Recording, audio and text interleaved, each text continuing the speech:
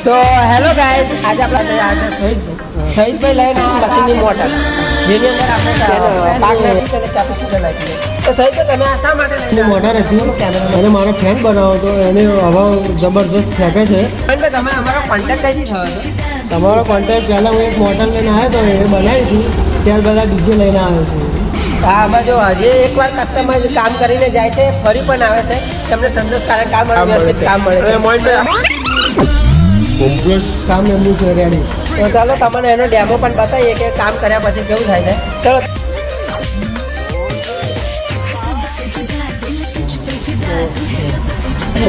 तुझ पे फिदा दिल तेरे एक पल नहीं कटदा जी